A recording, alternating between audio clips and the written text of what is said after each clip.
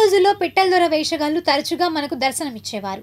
కాలక్రమేణా అరుదైపోయారు. తుళ్లూరులో కనిపించిన పిట్టల దొర గురించి నేటి జిందగీలో తెలుసుకుందాం.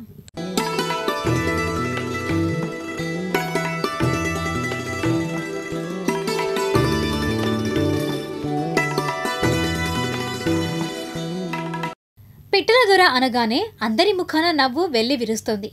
కొన్ని వాస్తవాలకు హాస్యాన్ని జోడించి వారి శైలిలో మాట్లాడుతూ వారు నవ్వకుండా ఎదుటివారిని నవ్వించే కళాకారులు వీరు. తుళ్లూరులో ఇదిగో మనం చూస్తున్న ఈ పిట్టల దొర city news కంటపడ్డాడు. O T stall వద్ద తనదైన శైలిలో మాట్లాడుతూ అందరినీ కొద్దిసేపు ఆహ్లాదపరిచాడు.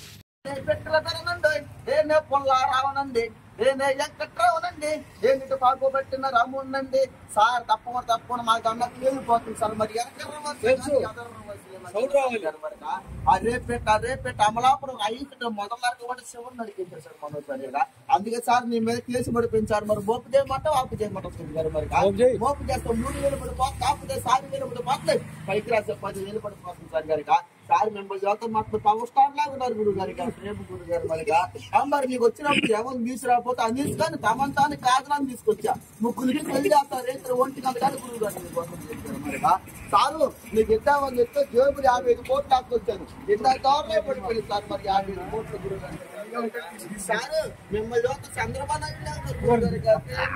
మరిగా మరి నీకు వచ్చినప్పుడు ఏమి తీసుకురాకపోతే అల్లు వచ్చిన టైంట్లో బాలకృష్ణ చెట్లు బ్రహ్మాండం కట్టారు తీసుకొచ్చారు గురుగారు. మోసం చేశారు మరొక అవి వచ్చేస్తున్నాయి టైప్ లేని తాకని వచ్చేస్తున్నాయి గురుగారు. చాలా చెప్పుకునే అమరావతిలో 100 ఎకరాలు ఉంది సార్ గారు.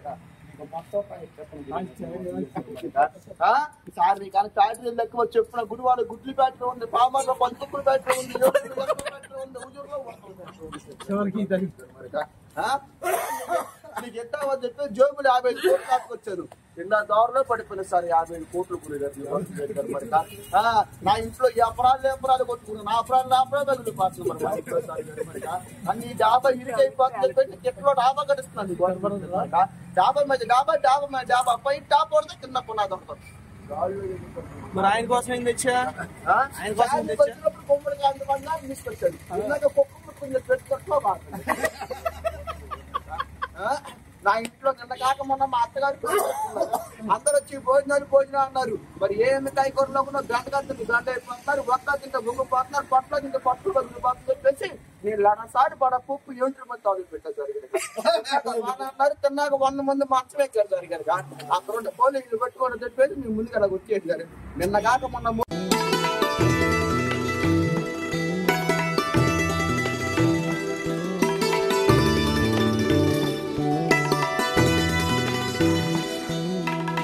ఇదిలా ఉండగా 25 ఏళ్లకు పైగా మంగళగిరిలో ఐస్ క్రీం బండి నడుపుకునే వ్యక్తి జీవితం ఇది.